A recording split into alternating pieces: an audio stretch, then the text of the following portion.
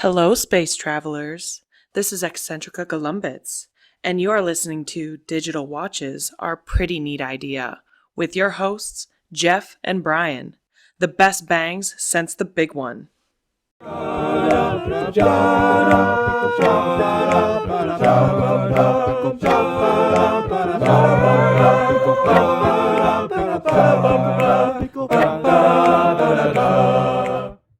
Hi there, this is Jeff. I'm with my friend Bryan, and we'll be talking about the Hitchhiker's Guide to the Galaxy in all its forms. But before we do that, let's listen to a message from one of our proud sponsors. Hello, I am Dr. Julie Lesnick, nutritional anthropologist and future of food researcher. Are you a masochist on a diet? Well, then the Nutrimat is for you. When you press the drink button, it makes an instant but highly detailed examination of your taste buds, a spectroscopic analysis of your metabolism, and then sends tiny experimental signals down the neural pathways to the taste centers of your brain to see what is likely to go down well. However, no one knows quite why it does this, because it will invariably deliver a cupful of liquid that is almost, but not quite, entirely unlike tea. The Nutrimatic Drink Dispenser is another fine product from the Sirius Cybernetics Corporation. Share and enjoy. Hey Bryan, how are you today? I'm doing great, Jeff. How about yourself? I feel out of order. Out of order? When did that happen? Well, not like that I'm not in working order, but like this episode, it has most of the story of the radio series, but someone put them in a different order. Yes, that's true. Yeah, so according to the record album I have, this one goes episodes 7, 8, 9, 10, 11, 12, 5, 6. So I guess it's really not that out of order, but to me it seemed way more out of order than this was. Yes, I can see that. It's a challenge. It is a challenge. But I want to start this episode with something important that I noticed while doing this podcast that the mainstream scientists are keeping from us. Does that sound conspiracy theory enough? Oh, I'm hoping it's really deep. It is. In that little piece that talks about the digital watches, it mentions the little blue-green planet orbiting the unregarded yellow sun. Yes. Well, in chronological order, the radio show says 90 million miles. The first editions of the book say 92 million miles. And the current editions of the book say 98 million miles. Okay. The Earth has broken orbit and is drifting away from the sun at an alarming rate. But there is a bright side. To the sun? There's a bright side to the sun, right? There's a bright side to the sun. Since the planet will be getting colder the farther it moves away from the sun, we don't need to worry about cutting down on reducing greenhouse gases because we're going to need all of them to keep the planet warm. Okay. All right. And also, NASA can just wait a bit until we're much closer to Mars before they launch that mission.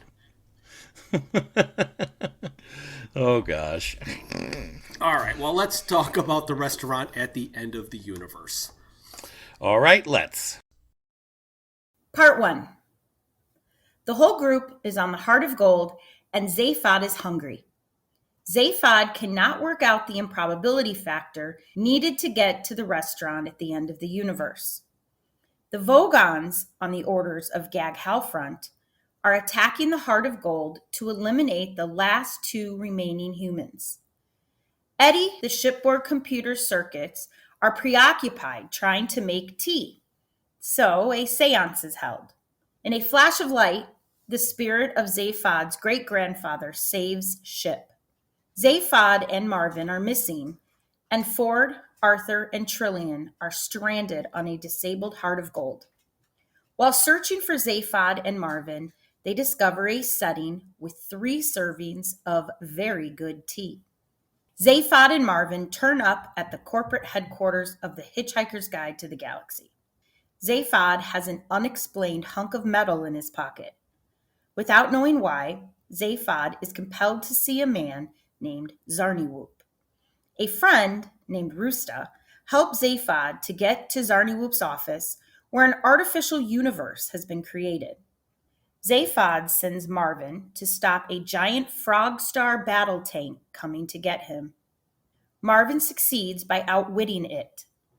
Using force beams, the frog star fighters capture Zaphod by taking half of the building. The book starts out with the same opening passage as secondary phase. Mm-hmm. But this time, I heard it, the audio version, read by the author. Yes. But in my opinion, Peter Jones, who narrated the radio series, did it better. Well, yes, I think he did do a terrific job. But I wouldn't say that I have enough experience to say which one would be better. I enjoyed the Peter Jones version better.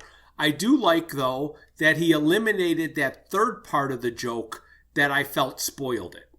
Third part? Yes, about the whole thing about the universe changing into something more unexplainable was just made up by the editors of the Hitchhiker's Guide. That whole part he eliminated from the books. Right, right. When we ended the last book, it ends very abruptly with Zaphod saying, "Let's all go get something to eat at the restaurant at the end of the universe." And in my mind, it was never referred to again, but I'm actually completely wrong because the story starts out with the Heart of Gold just merrily on its way, and Zaphod is trying to get something to eat, and that plays out through most of the book. That's correct, it does. So they're being followed by Vogons, specifically Prostetnik Vogon Jeltz, and he has been charged with destroying the Heart of Gold to get rid of the last 2 remaining humans from Earth. If you remember, I was saying the whole thing with Trillian not being there bugged me in the radio series, something else he fixed in the book.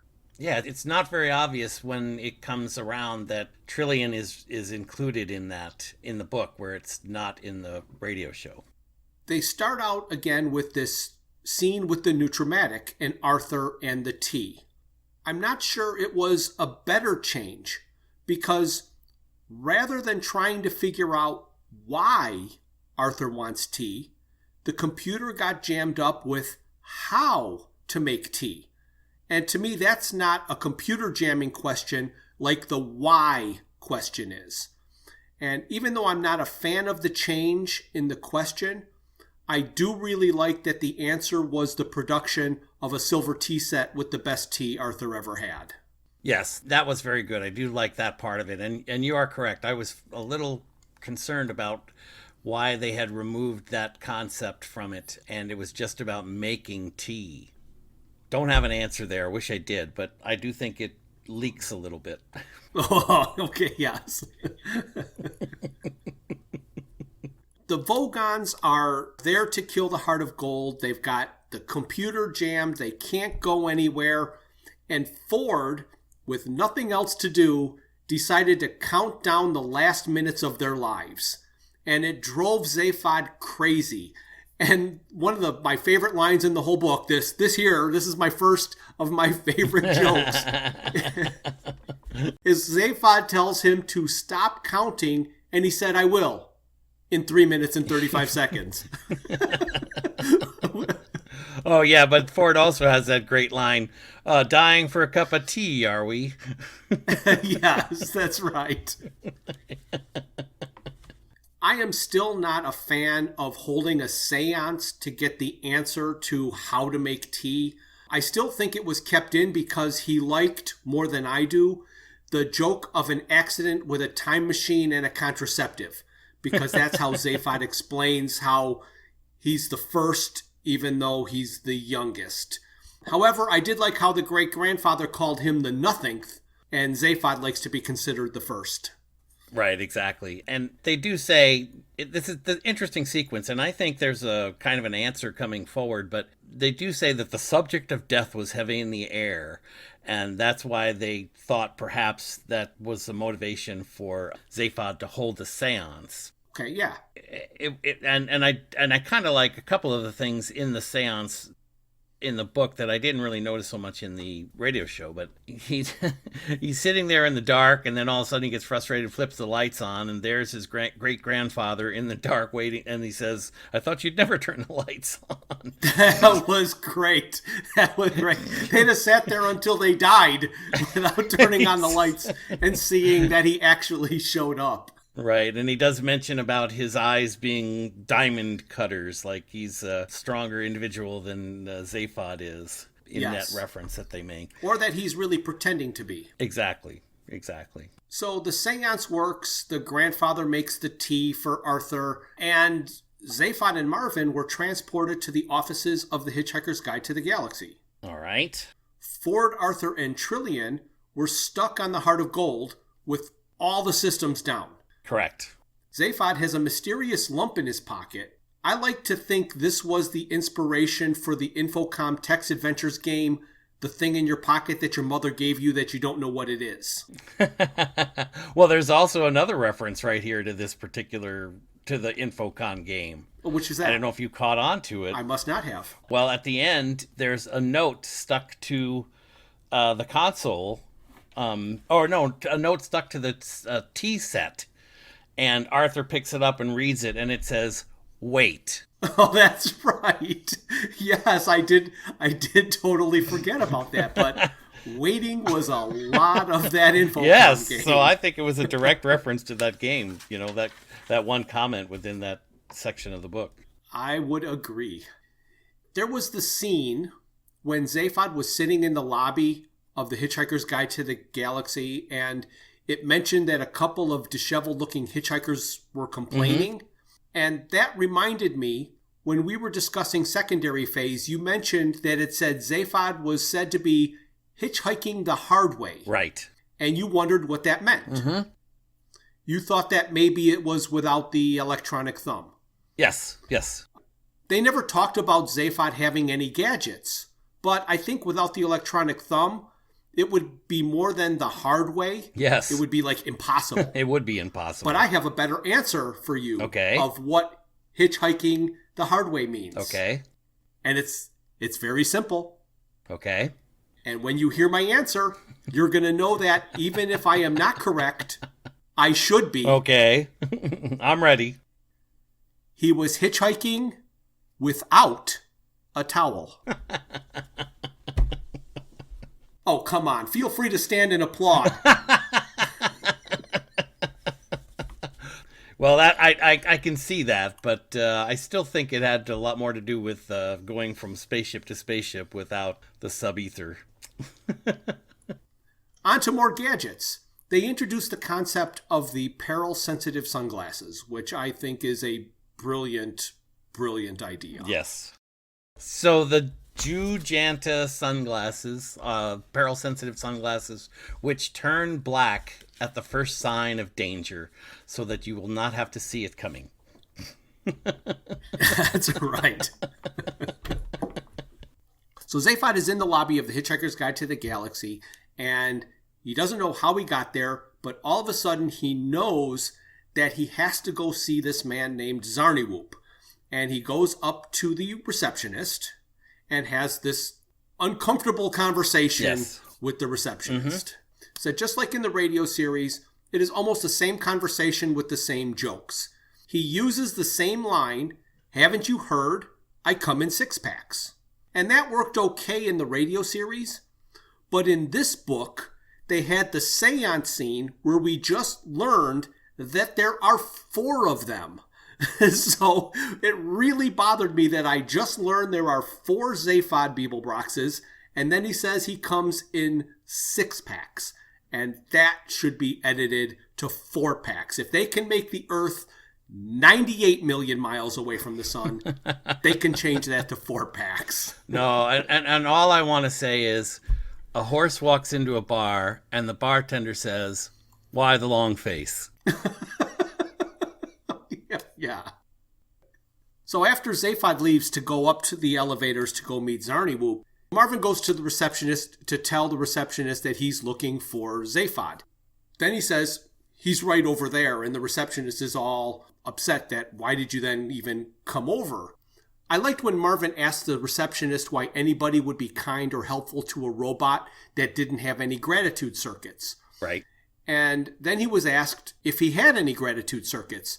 And he said, I've never had an occasion to find out. So, poor Marvin. He starts out this book just as depressed as ever. Yep, you're right. That's the way his life is. Then we come to the scene where Zaphod sends Marvin to stop the battle robot. And I like the way this scene plays out better because they've described the Hitchhiker's building as two 30-story towers connected by a bridge halfway up. Mm-hmm. And Marvin meets the battle robot on the bridge. Yep. So before, he was just in the office building, and having the battle robot shoot out a floor, he would have just fallen down one story, which really wouldn't have ended a battle robot. But because they were on the bridge 15 stories up, when the battle robot eventually shot out the floor, then he knows immediately what happened. He falls 15 stories. Mm-hmm, mm-hmm. That'd have taken care of him. Right, absolutely. I don't want to say I didn't like this scene or this joke or whatever, but it was a painful one. Arthur and Trillian, they go back to them on the Heart of Gold, and because everything is down, they're playing Scrabble on a rocking and swaying ship. And Arthur puts EXQUI in front of SITE already on the board and used a triple word score. I've played a lot of losing games of Scrabble against Denise, and this felt way too familiar. Making you nervous, is it? It was just like, oh, I've been that person that had that laid out in front of them. Mm-hmm. I only have 3 letters I can play. I'm going to go cite. ITE after an S.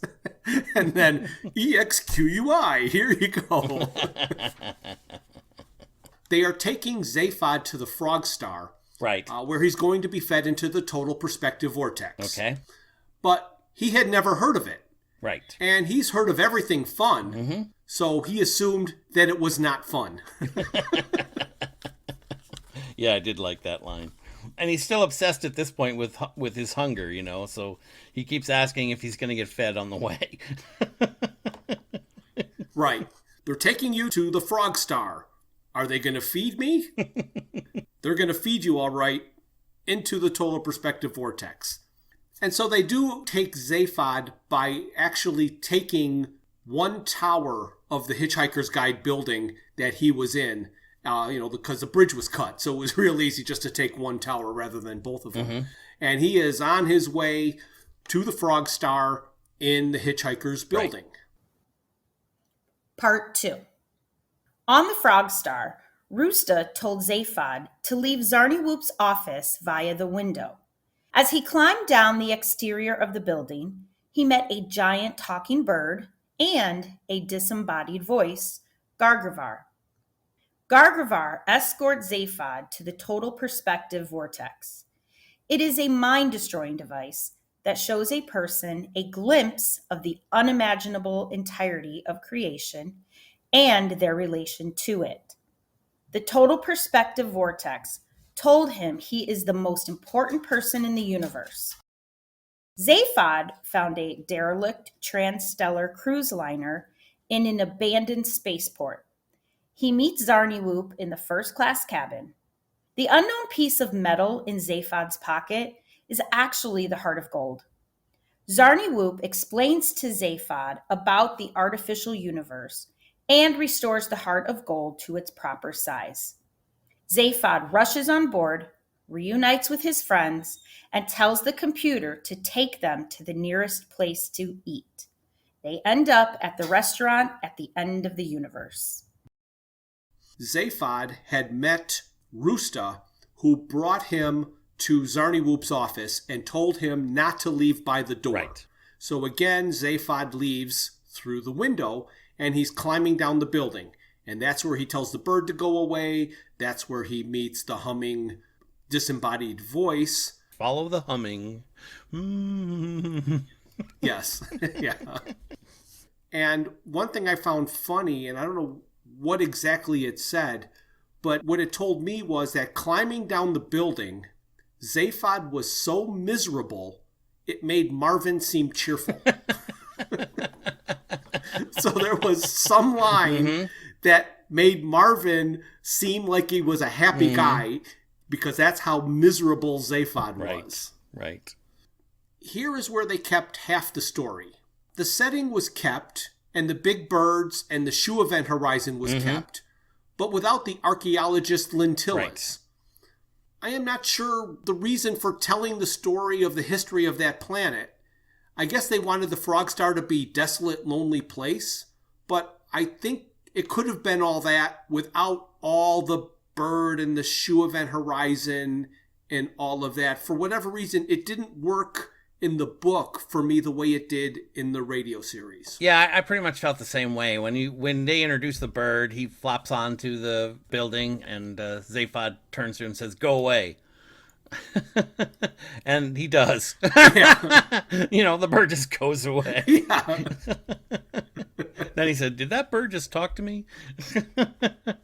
And, it's a kind of a funny sequence, but it isn't really necessary. But it's kind of like, I guess when you're thinking about that stuff, everybody has these pearls of wisdom that they think they're gloriously excited about. So maybe he felt he had to keep some of that in the story because he was so excited about the way it played out in the radio show.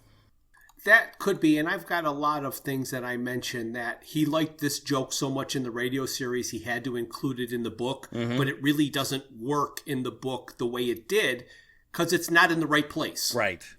And again, it's hard for me because I don't know whether it's the audio thing or what, but I still put all of it back in, I'm reading the book, I'm noticing the deficiencies, but my brain just keeps putting them back in place where they belong. Telling the entire history of a culture without the archaeologists seems odd. Yes. It's like when the archaeologists were there was a reason they were studying the planet and you were hearing about it. Now it was just, let me tell you a story. I really enjoyed the parts of the story where they were talking about Gargravar, the disembodied voice, when he was talking about he and his body and the problems that the two of them were having together. He mentions that his first name happens to be Pisspot. Right. Pisspot Gargravar, and that in the divorce he's likely to lose his first name, and I got a kick out of that. Right. And he said that one of his favorite things to do was sex and fishing. And how the two of them, the body and the mind, argued about this, and they at one point tried to combine the two and had disastrous results. Right. And well, there are books. Yeah, exactly. So I did get a kick out of that, and the fact that the body would retain custody of the forename, I thought was a interesting little tidbit. Yeah, well, he as the mind is always working, and the body is just out having a good time partying. That's right. And that I'm kind of jealous. It does. And I do like the line with Zaphod and Gargravar as Zaphod is first being introduced to the building in which the vortex is housed, and he sees this small rectangular metal space, and he says, "That doesn't look like the vortex," and Gargravar says, "No, that's the elevator." That's the elevator, yeah. Zaphod gets fed into the total perspective vortex, learns that he's a really great guy and the most important person in the universe, and then leaves. And here again, we get to learn that he's still hungry and all he wants to do is get something to eat. And in describing the total perspective vortex, they do talk that it is hooked up or plugged into a piece of fairy cake or angel food cake or whatever type of cake it is, of which he immediately eats upon exiting. That's correct. That's how hungry he is. Yes, it was awesome. I love that. I still get a kick out of that whole sequence because, of course, that's where that motto that I had in my life for so long was in that part of the discussion. Right, right. I love where they talk about the fact that his wife kept yelling at him and kept telling him to have a sense of proportion, that she kept telling him that 32 times a day. He'd hear, have some sense of proportion, have some sense of proportion. So he invents this device, and in the end he realizes the one thing that you cannot do is have a sense of proportion. That's right. Zaphod gets out of the vortex and he's going to this abandoned, derelict spaceport. And here's something that he leaves up to the interpretation of the reader. So he comes across this ship that appears to be on. Everything else is dead and decayed, and he finds this one ship that seems to still be active. And it's been delayed. And Zaphod experienced the chaos and the horror of the reviving of the passengers of the delayed ship. Yes. And Zarniwoop told him, "It has not been a pleasant experience waiting for you." And Zaphod screamed, "Not pleasant for you? How do you think?" And Zarniwoop cut him off. Right. So do you think that Zaphod was going to mention the horror of the passengers, which would be unlike Zaphod, or the things that he's been going through? Well, I associated that, or I believe that he was just referring to the things he had to do to his own brain, the surgery that he went through, the lopping off of his memory, etc. So I'm thinking something along those lines. Which is hysterical, because the first thing I thought this sentence would be is, how do you think these passengers feel? But that totally would not be with Zaphod. Nope. For me, the way this all ends up is so much better than the radio series. Okay. He had not figured it out then, but he did a wonderful job fitting it into this version of the story. All right. Using the rules of his universe, it all works. When Zaphod is zapped to the offices, the heart of gold is miniaturized and put in his pocket. Yes. He leaves the office by the window, remaining in the artificial universe. Right. That was the only way he could survive the total perspective vortex, because the universe was made for him. If he was in the real universe, his brains would have been destroyed. Correct.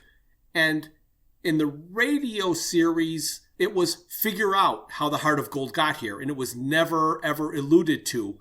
But Zaphod bringing it in his pocket was brilliant. Right. It's here that Zarniwoop says, "I discovered the coordinates of the man who rules the universe." Okay. I found that an interesting line at this particular point, and then he goes in to describe how the coordinates are protected by the improbability field around the location. Yes. I found that very interesting that it happens at this point. And I think it's part of what you were saying about the inconsistencies from the radio show that allow that line to get stuck in here and makes things work sequentially. Right, yes.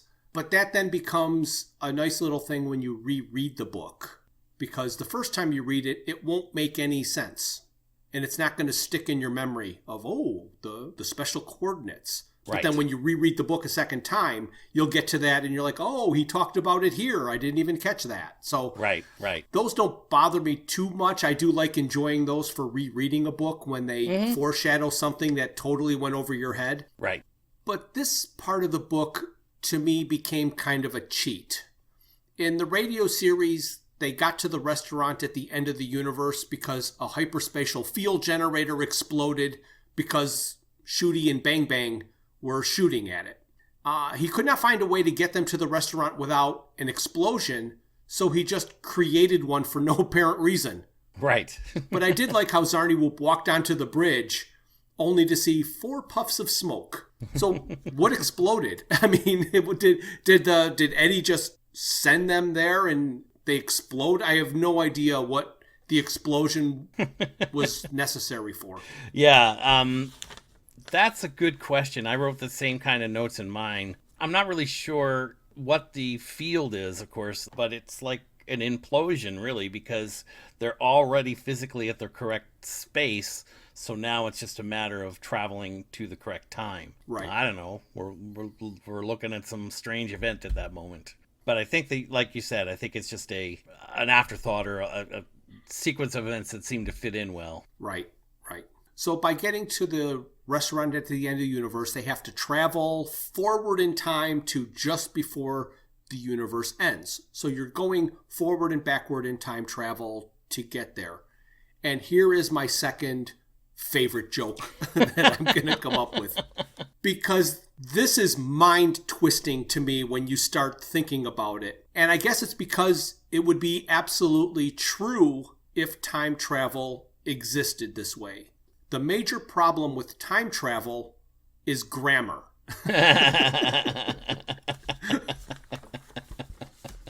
Yeah. There is a book of grammar called the Time Traveler's Handbook of 1001 Tense Formations. However, most readers get as far as the future semi-conditionally modified some-inverted plagal past subjunctive intentional before giving up. Right.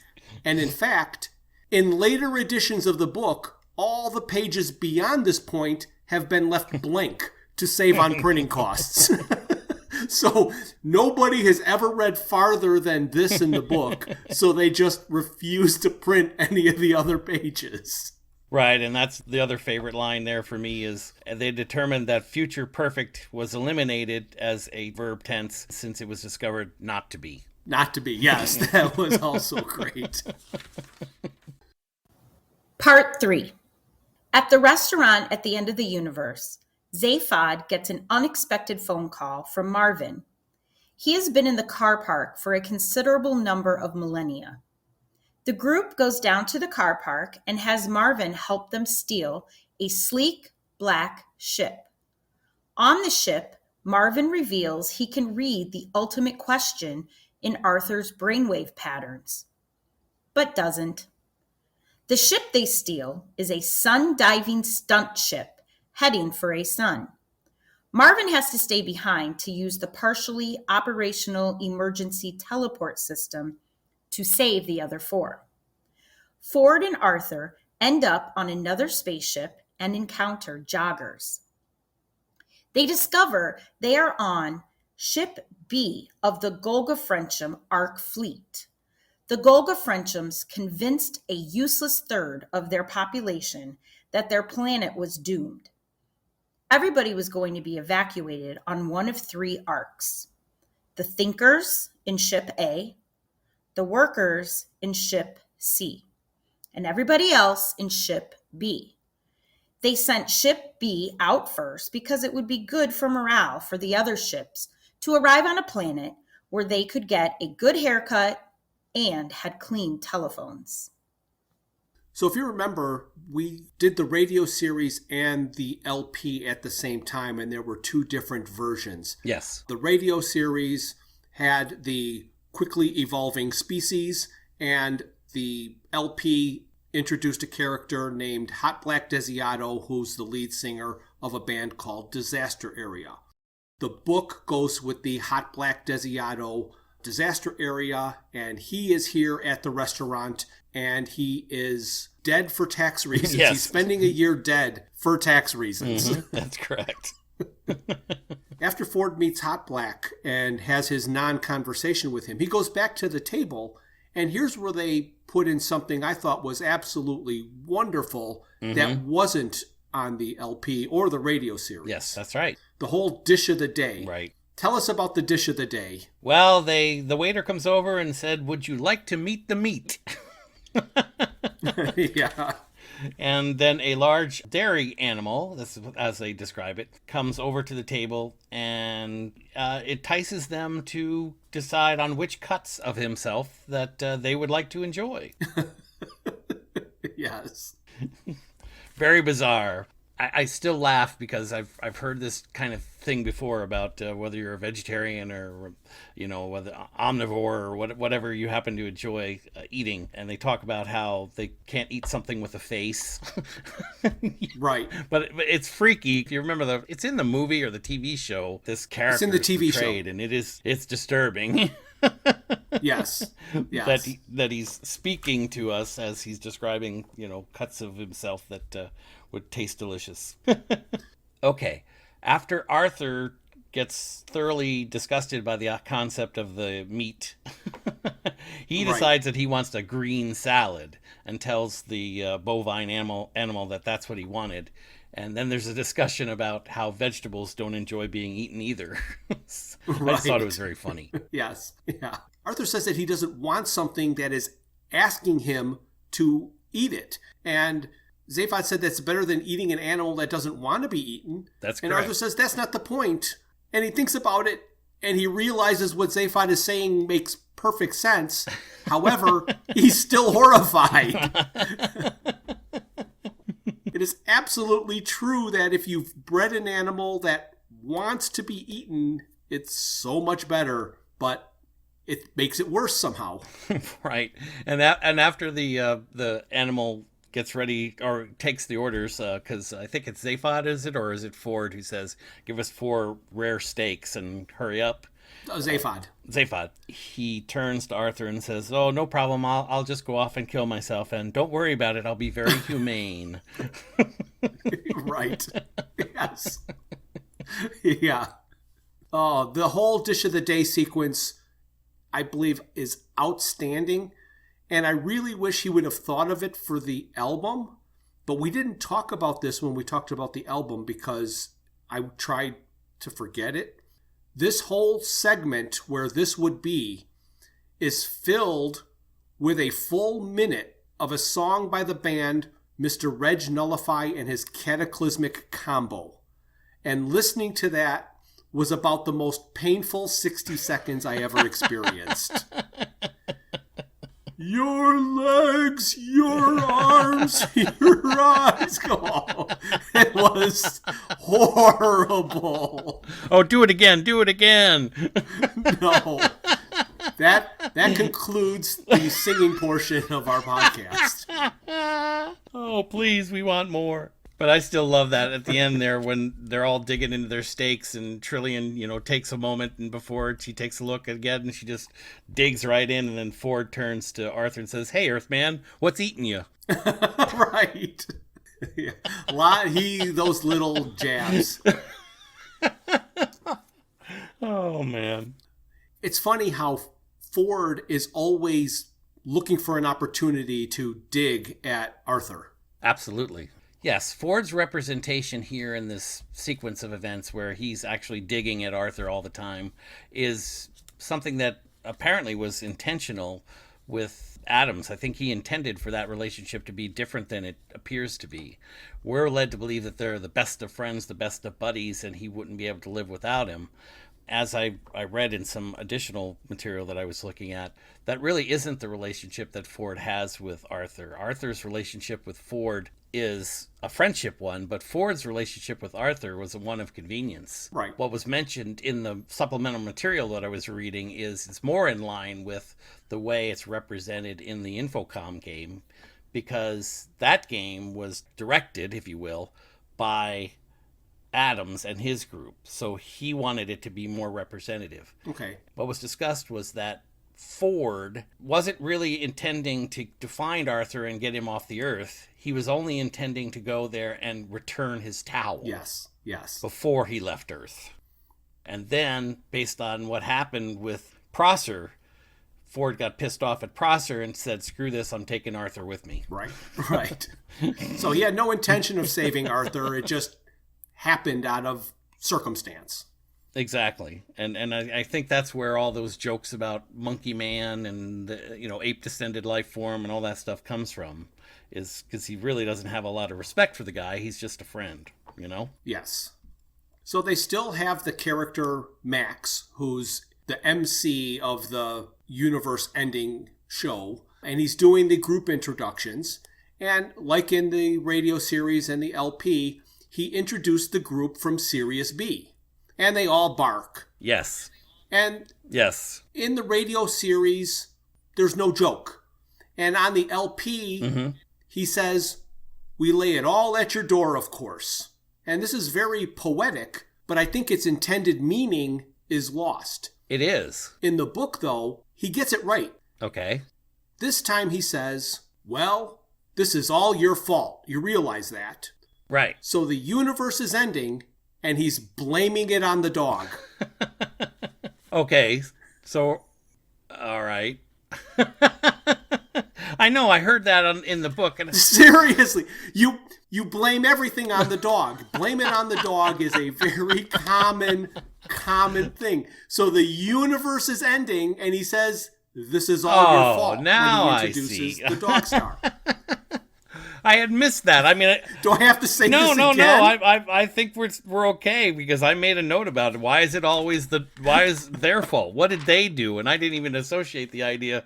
Oh, they're the dog. You always blame it on the dog. You always blame it on the dog, right? Now you have educated me. See, look at that. Oh gosh, that's funny.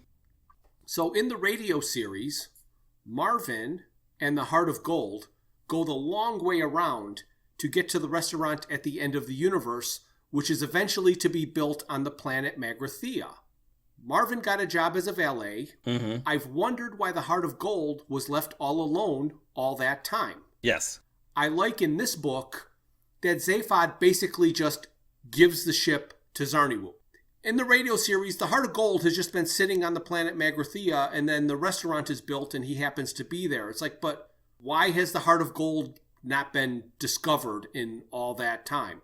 Here, the restaurant is on the Frog Star. It's not on Magrathea. Mm-hmm. And Zaphod just gave the ship to Zarniwoop. Poof, he went to the restaurant. So I liked in the book that the way this played out much more than I do in the radio show. I agree. It does seem more satisfying. I also like that the restaurant at the end of the universe has a cubicle type machine that sobers you up. Yes.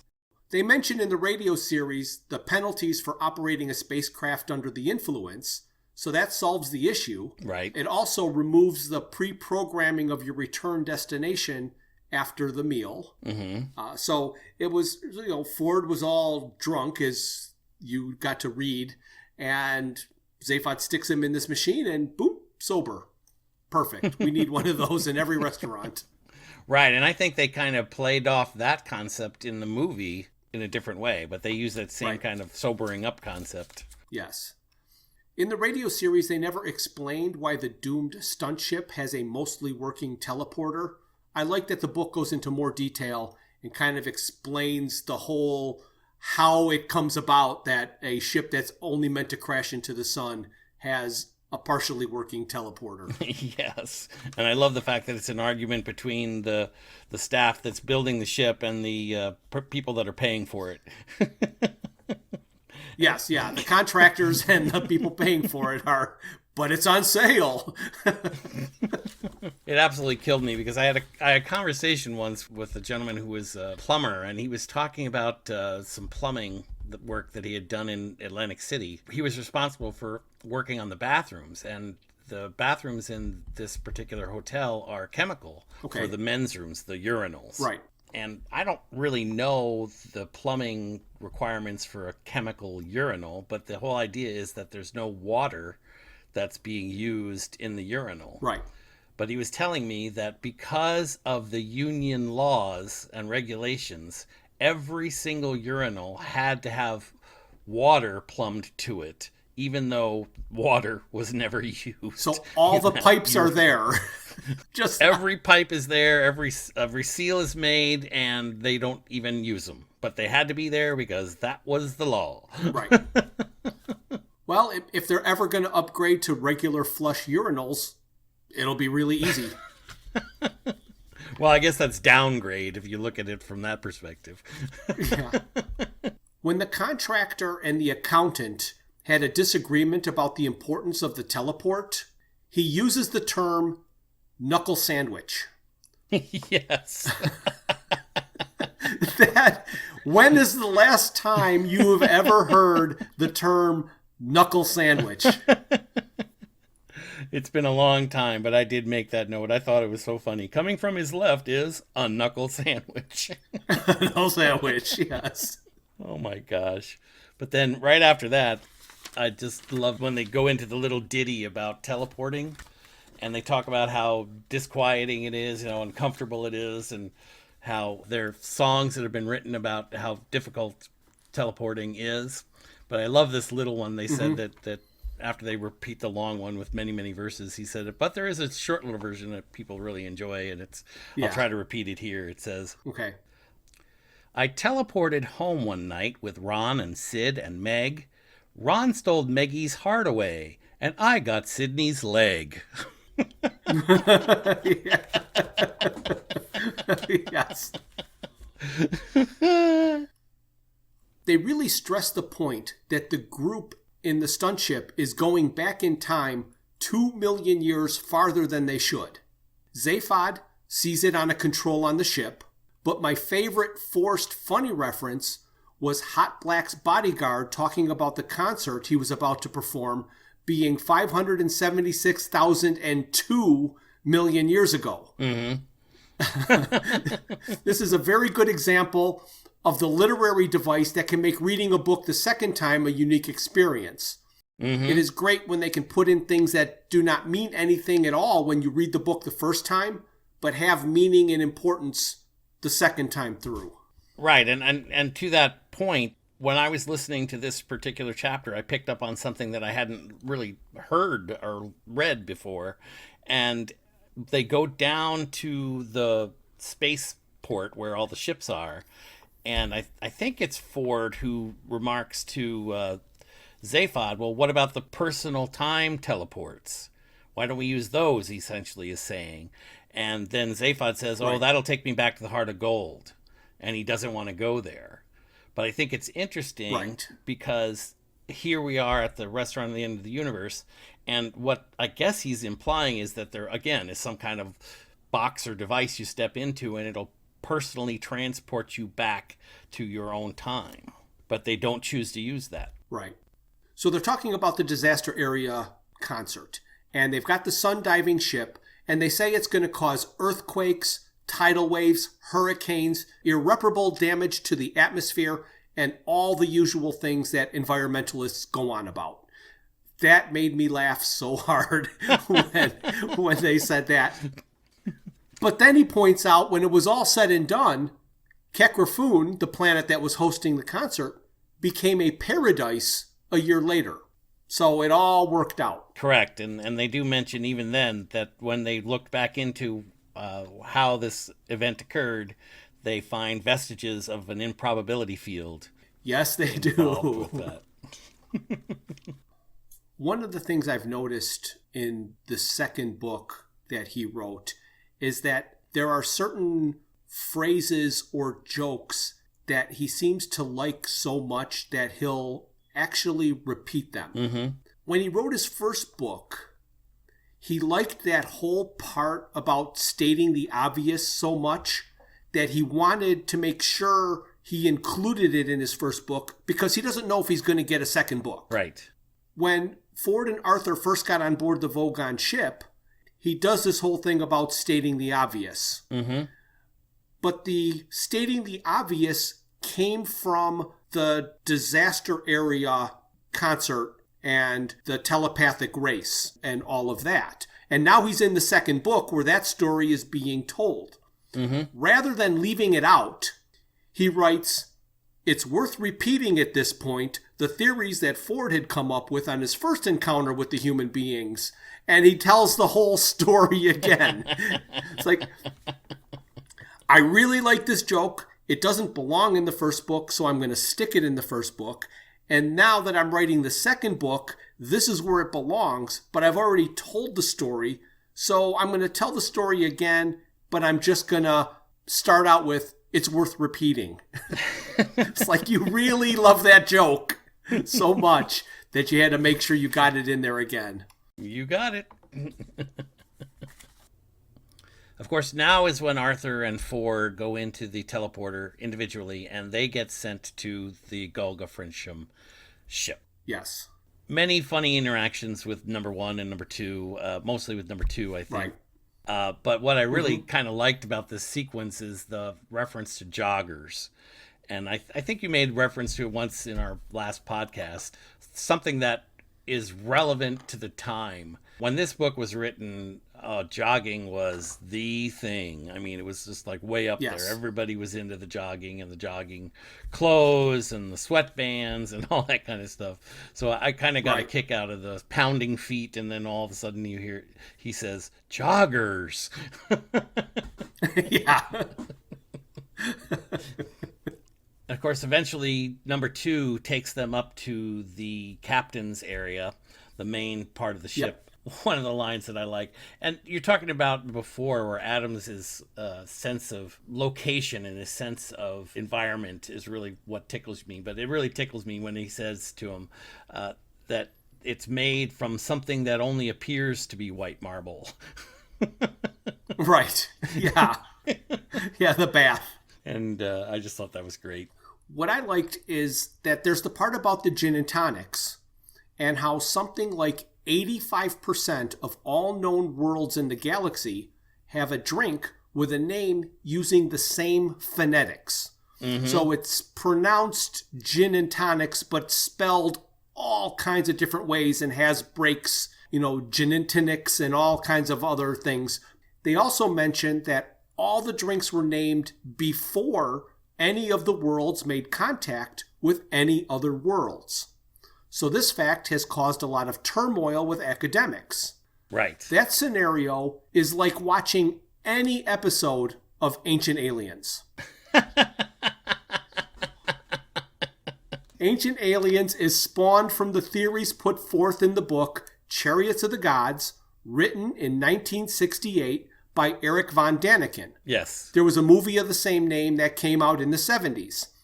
There was a very large following all through the 70s due to the book and the movie. And I am not sure if those are a real inspiration for this passage or not, but it would be fresh in people's minds in 1980 when this book was written.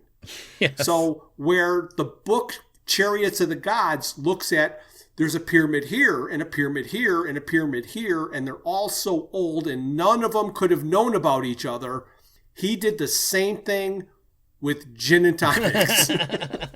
Yeah, and what I think was funny, and this is where the approach that I've been trying to take more recently in reviewing these things is what you miss in the listening is that when he first mentions it on the ship, the gin and tonics, it's actually spelled Right.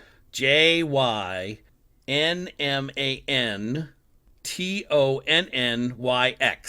So, Right. but the author and the readers both say gin and tonics. So you're thinking that it's Right. the regular JINTONIC, which I Yes. absolutely love. But then they go into this whole thing about the structural linguistics and how everybody's trying to decipher how this possibly happened. The young structural linguistics argue this point, and then the old structural linguistics just give up and drown their sorrows in whiskey and soda. But again, Right. what's funny is when you look at the book, it's OHISGHINZODAHS.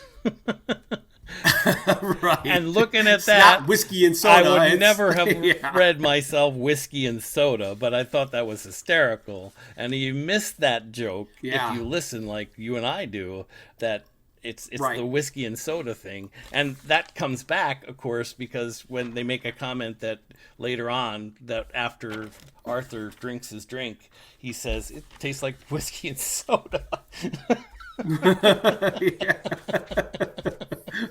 Yes. When the spelling of the words is part of the joke, you do lose it in the audio version.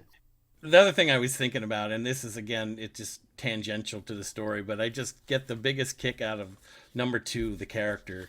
And I know you've talked about it before, because he's always barking his orders at them, You want ice? Lemon! Right. Douglas Adams goes on to describe him as, after he's being sort of dismissed by the captain, he says he goes back into the corner and practices his eye-darting movements. Right. Well, back to the eyes, what I wrote down about eyes, and this was something that actually made me laugh out loud listening to it while I was driving, which I forgot totally about. Mm-hmm. So he talks about number 2's eyes narrowing and becoming what are known in the shouting and killing people trade as cold slits. The idea, presumably, being to give your opponent the impression that you have lost your glasses or are having difficulty keeping awake. Oh, yeah. I just love that.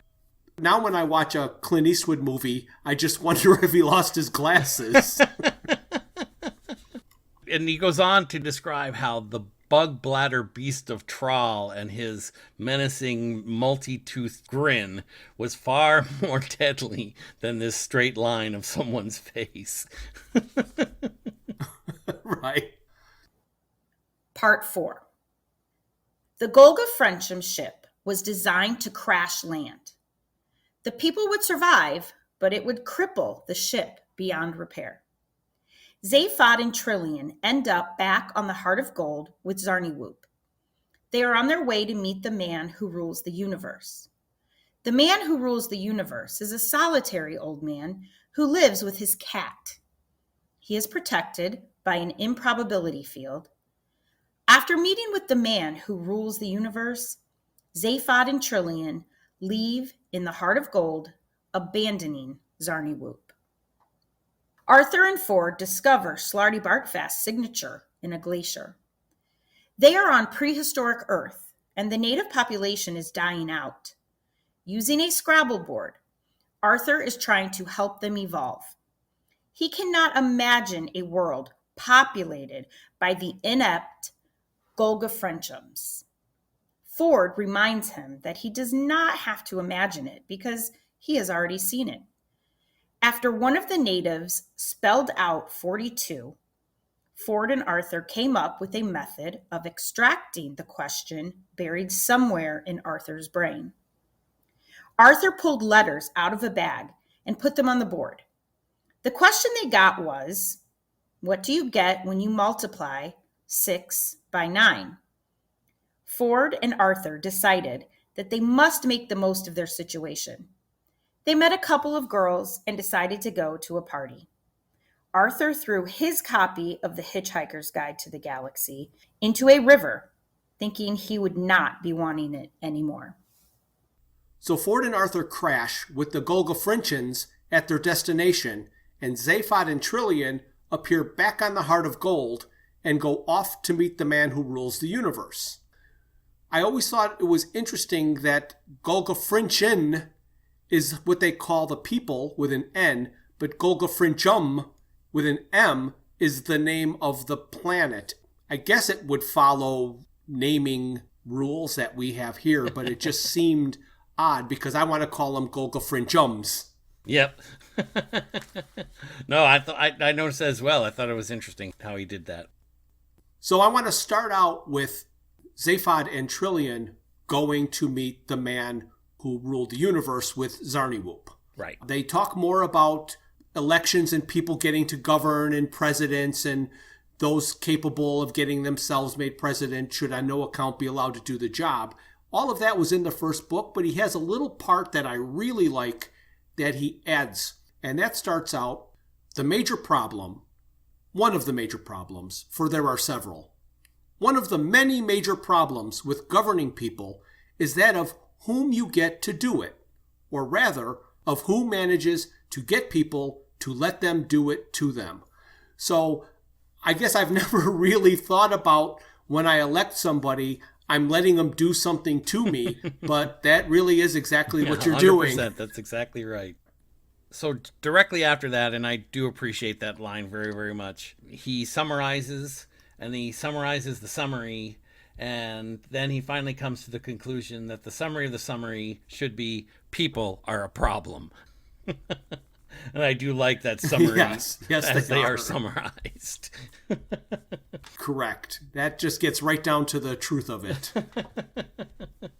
So what I liked in the book, as opposed to how the secondary phase ends with Lintilla and Arthur getting on the Heart of Gold and leaving Ford, Zaphod, and Zarniwoop with the man who ruled the universe. But this time, Zarniwoop alone was the one that was abandoned at the shack. And then he got locked outside in the rain.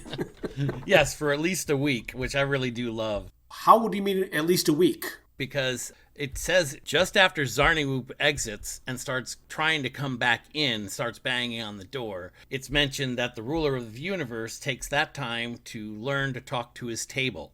And he spends the next week talking to his table and ignoring what he thought he might be hearing noises outside. So Zarniwoop is locked outside for at least a week, and we have no idea how much longer. But just to back up a little tiny bit, I do wanted to talk about a couple of things that I really liked about the interaction between Zarniwoop mostly and the man who rules the universe. But I still love the fact that he says that all evidence is circumstantial. Right. And then he goes on to say, how can I tell if the past isn't a fiction designed to account for the discrepancy between my immediate physical sensations and my state of mind? Correct. And I just love that. That just blows me away. I just think that's an incredible statement. And I love the fact that this is Adams' understanding, or at least Adams' conception of the man who should rule the universe. Correct. But this one brings up a question, right in this area brings up a question that I don't think we've ever asked. Why does he have a lock on his door? No, not that. Okay.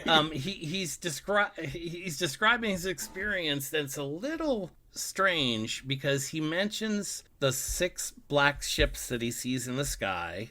Yes. How he commonly sees the 6 black ships, and he occasionally sees the large white one.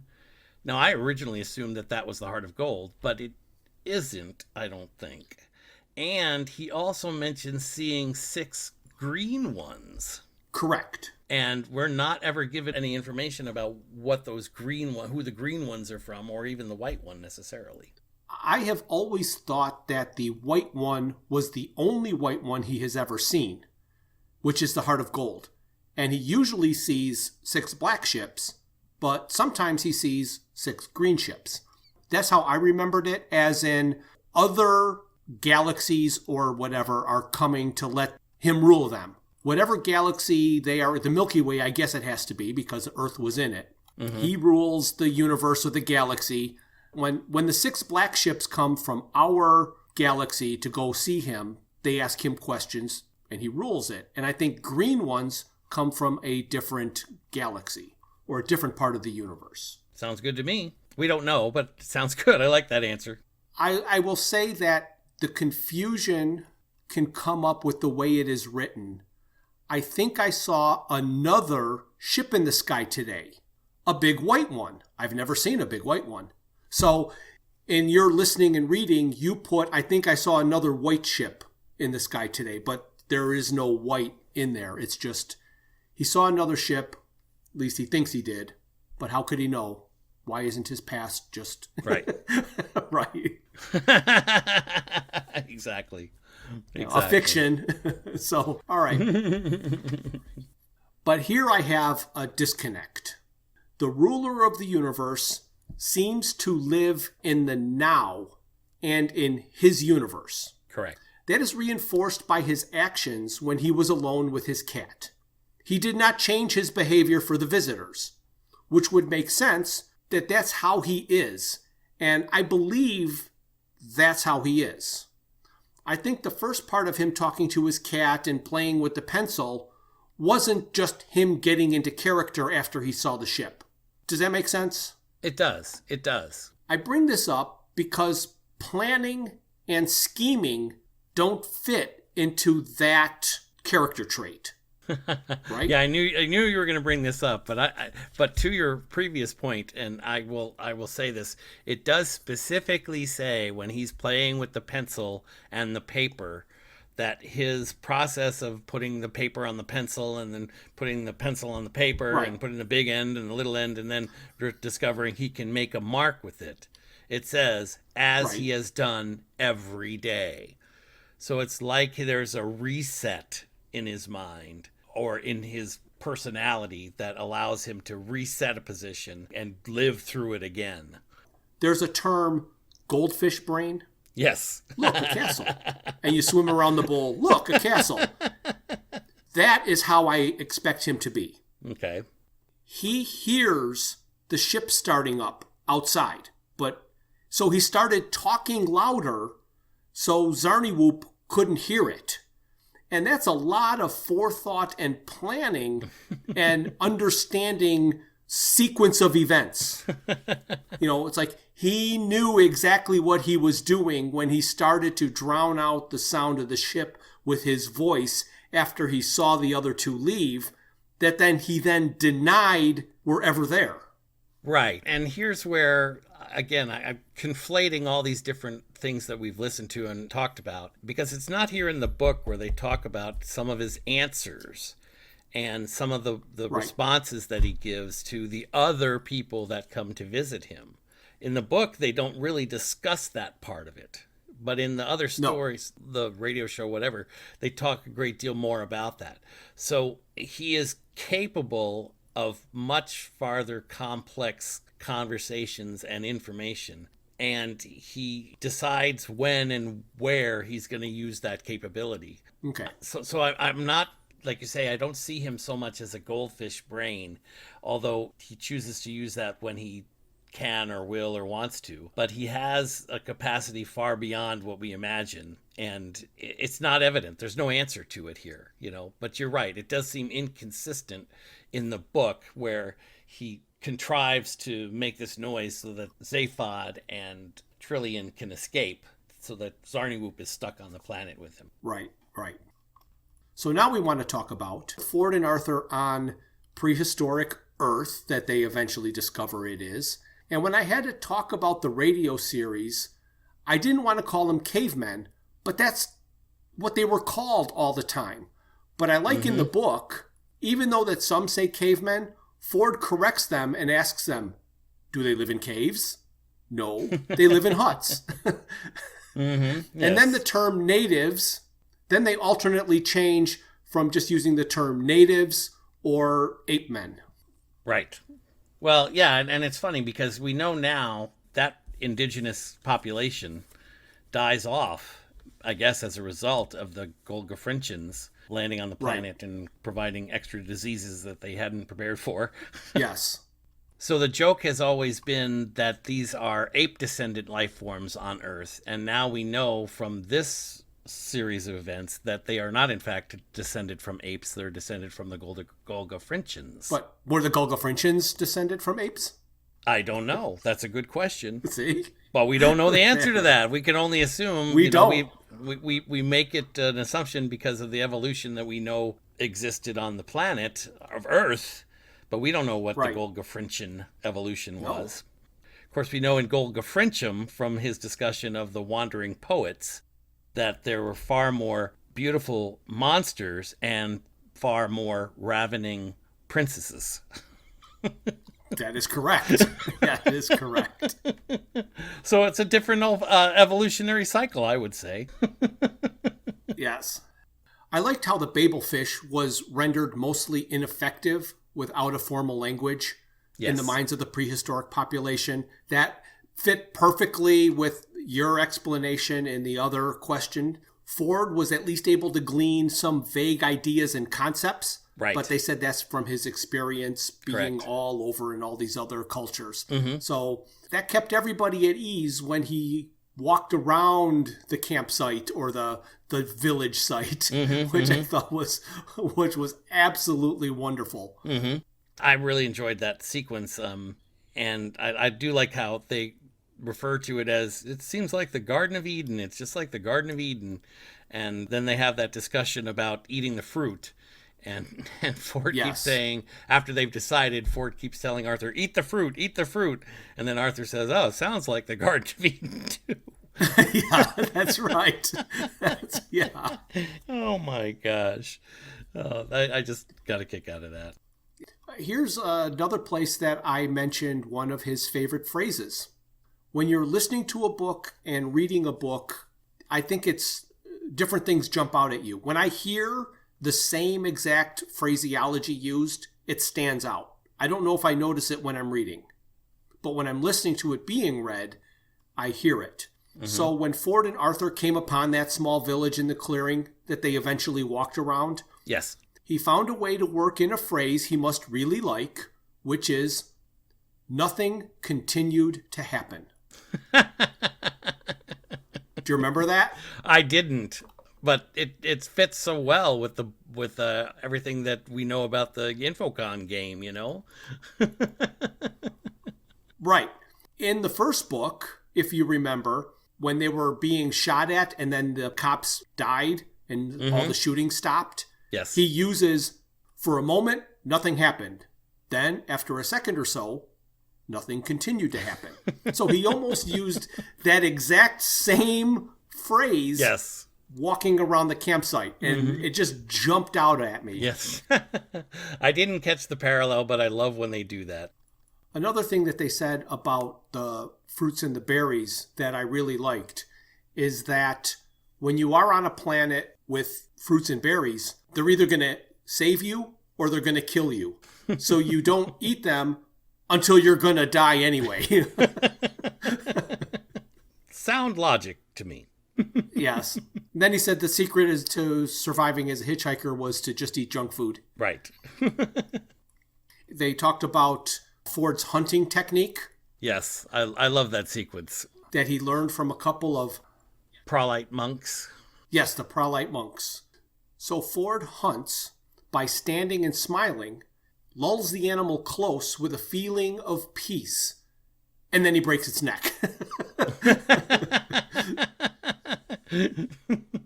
Yeah, I love that. I mean, it's just really funny because, of course, he says at the end of that to Arthur, he says it's all about generating the right smell. It's all pheromones.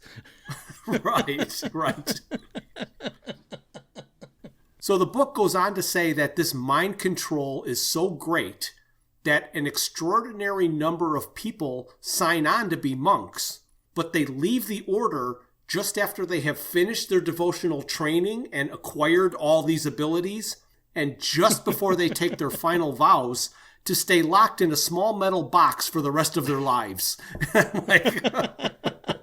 So they sign on, they learn all of this stuff. And then they abandon the order. Then they abandon the order as soon as they have all this skill. They finally decide that they're just going to leave the Gulgafrinchums and go out and explore. And they have confirmation of their suspicion of where they are because Slarty Bartfast, being a little full of himself, because he didn't just sign the glacier in 3 feet high letters, but he made sure there was a giant portrait of his face in the ice. Okay, so I'm not sure that it was Slarty who did that. I kind of approached that in a slightly different angle. Okay. I sort of thought that was a reflection of the award in Perspex that he won. So it wasn't actually Slarty creating that in the fjords, but it was an honorarium created by the Magrathians to Slarty for what he had done in these creations. Okay, so rather than him just signing it and putting his face in it, it was because he won an award for these fjords. That's the award stuffed in the glacier. Yes, okay, exactly. I can understand that. But it's all about the interpretation, isn't it? It's all about the interpretation, yes. So Ford and Arthur make their way back to the Gulgafrinchums, and we get to see how they are faring on this new planet. Basically, all they've done is form committees. I guess there's music, too, because there were bagpipes. I love that about the bagpipes, because that's so funny. He's talking about the captain and how the captain is listening to the bagpipes, and that he's really excited because at any moment they'll stop. Right. I just find it hysterical that the first instrument that they invent is the bagpipes. Well, I'm not even sure if they invented the bagpipes, because you could go on to say that they, in fact, all bagpipers are a useless third. Oh, yes. Okay, yeah, they would be. They're all part of that useless third. Yep, they are. They don't have any other instruments, but they do have bagpipes. Yes. So the captain's hideously ornate bath was lost in the swamp. Yes. And he says that they scooped out a hollow in a large rock to make a new one. Mm-hmm. That seems like a skill set the Gulgafrinchums would not possess. Yeah, I wondered about that too, but then I remembered the Kill-A-Zap gun. Oh, that's true. They could just blast it. Start a war. Exactly. It's a future military that. base. Yeah. Yep, that's why they're blowing up trees on the other continent. So for those who had not listened to the radio series before reading the book, the reveal of the leaf being legal tender was really well done. Yes. I would believe that with their limited skills for making warm clothing, stuffing their tracksuits full of leaves for insulation against the coming winter was very feasible. Yes, it made sense. And then discovering that they were just hoarding leaves because they were legal tender makes even more sense knowing who they are. I guess the new colony on the planet thought Gulgafrinchum was a pretty silly name, so they renamed their colony Fintelwhittlewigs. Yeah, that comes out of nowhere, doesn't it? Yeah, they just something he threw out. Well, I'm sure they had it in committee for a few months before they decided. Yeah, and that's what they ended up with. Well, that's committee. exactly right. Well, it's like my favorite old joke. It said that the platypus is a elephant designed by committee. Oh, okay. Yes, it would be. Absolutely useless. So Arthur, being bored, is trying to teach one of the prehistoric men how to play Scrabble and make him evolve. And he mentions the letter Q and the triple word score. Do you think he did the exquisite play again like he did with Trillian? No doubt. Yeah. What are the odds? Well, in this show, the odds are always with you. That's right. But I do like that part about the Q where he gets angry at the last and he throws the letter Q out into the privet bush. That I can't remember. Right. Now. It scares a rabbit. The rabbit gets eaten by a fox, and the fox dies, pollutes a pool of water, which later Yes. Ford's girlfriend drinks from Ford's the pool of water, and then she dies. Right. But all those people. What's the lesson that can be learned? Oh, yes. The lesson that can be learned. Never throw a letter Q into a privet bush. That's right. But we get to see all those characters again. The rabbit and the fox. Mm-hmm. Here's something that I know what he was trying to do, but I'm not really happy about the way he chose to do it. There might be a way of bringing the unconscious pattern in his brain forward, introducing some random element that can be shaped by that pattern. Correct. Like pulling Scrabble letters out of a bag blindfolded. Mm-hmm. When he picked up the S and the H and he set them down by the I and the T, his subconscious was used. His eyes could see the letters, but he was not deliberately choosing the letters. Correct. His conscious mind was elsewhere, and that allowed his subconscious to take over. Right. Pulling letters out of a bag blindfolded may be a way to tap into the computer matrix, but it is not through Arthur's subconscious because it's unconscious. There's nothing in his subconscious that knows where the letters are. It would be totally random. If they were all up and he was doing something, but his peripheral vision could see letters, that would be one thing. But I don't like that he attributes it to his subconscious mind when it's a blind pull out of a bag. Okay, I can see that. All right, so I'll give them one little caveat that might change that just slightly. Remember, the tiles are made by Arthur and the letters are scratched out onto little pieces of rock. So they're not uniform. And they could be felt by his fingers. I'll give you that. I will say that if he handmade the Scrabble tiles, every one is going to be different.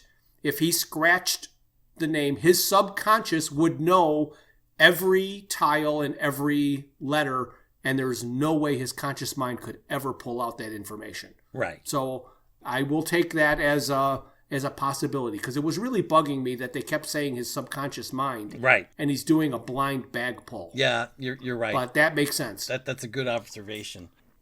I know we're going to get into this at some point in the future because we've had it on the list of things we're going to talk about. But I don't even know for a fact that at this moment we're being given an answer here.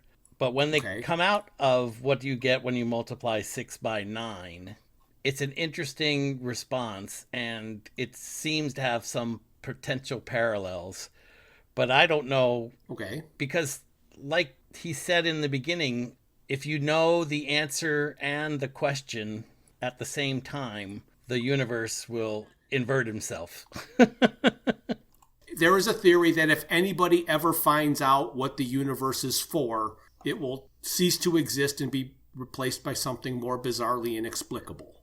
Right. Yes. I kind of like, and we know we've repeated this a number of times in Adams' approach to humor, the parallel nature of the things that he does. So right here at the end of the book, I'm not convinced that what we're given from this tile pull is the brainwave pattern response and the intended question for the answer that we already know as 42. Right. I have a little bit of trouble with that, you know. But I know we're going to have a big discussion later on about the answer, and therefore we're going to talk about the question, and we're going to have other discussions where we kind of define what those things mean. Here at the end, I think we're just playing back to what Adams has described in the beginning, that should he have been able to pull out the actual answer, then he may have caused this universe to disappear and be replaced by something even more bizarre and inexplicable. If the actual answer was pulled out, then poof, it's gone. But and on top of that, we've already defined that, you've talked about it before, that because we know Golgafrinchans, or Frinchans rather, are on the planet and replace the indigenous people, that the process of getting the correct answer has been messed up.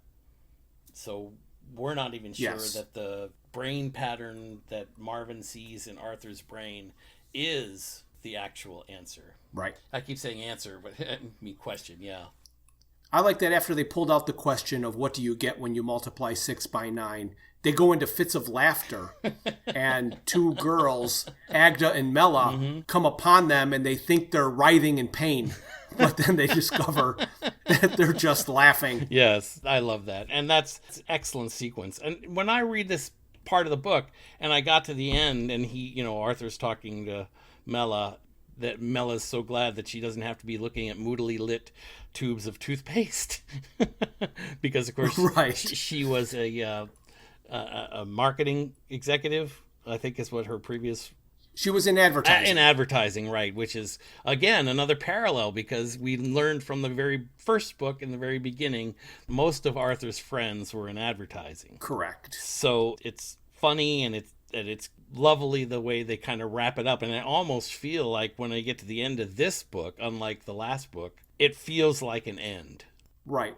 And here's something I wanted to toss in there. I don't think that Mela truly belonged on the B Arc. No, you're right. Even though she was in advertising, she didn't like her job. That's correct. So she belonged somewhere else, and she may not have actually been a useless bloody loony. And from everything that we have heard her say in this book, leads me to believe that she didn't belong on the B Arc. She just ended up there by circumstance. Yep, we all have jobs we just go to every day. Yeah. And then, just to make sure that it was mentioned, Arthur explains to Mela about the Hitchhiker's Guide to the Galaxy and how he threw it into the river because he didn't think he'd be needing it anymore. Again, and that's kind of a satisfying ending, isn't it? I think it is, yes. But it's the, how can there be another book? Because it's gone. Yeah, I wonder, and I don't know. I haven't researched it. Did he assume that there was going to be another book, or did... Like any author, I think he would just agree to do as many books as they would let him write.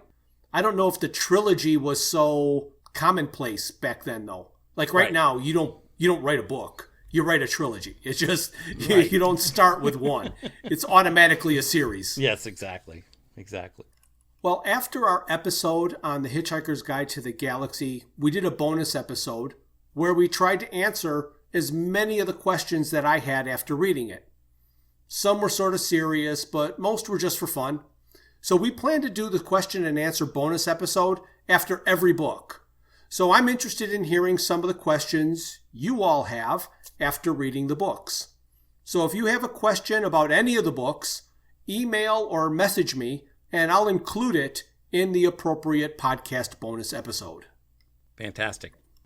Well, I'm looking forward to our next full episode where we will be discussing The Hitchhiker's Guide to the Galaxy movie that was released in 2005. So, say goodbye, Bryan.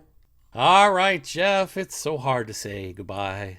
Was that a song? But a sweet goodbye to you all. Goodbye. No, I'll sing a song next time if that's good to you. That'll be great. I'll hold you to it. All right. A song from the movie. Good night. Thank you for listening to Digital Watches Are a Pretty Neat Idea. Look for us the first Thursday of every month for a full episode. We will also release a bonus episode later in the month.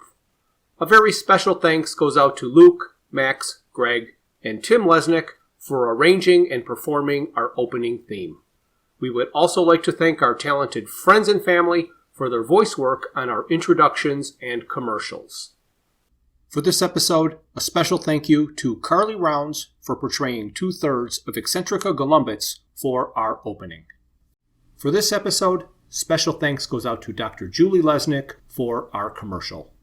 We would also like to thank Kelly Lesnick for doing our summary.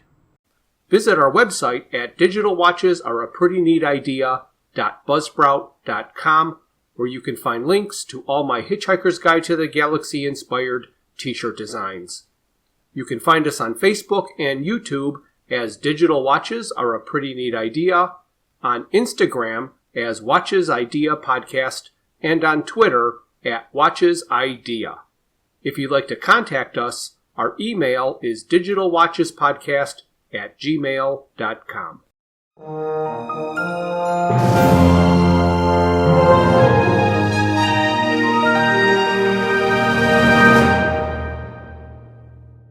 This has been a Foods for Thought production.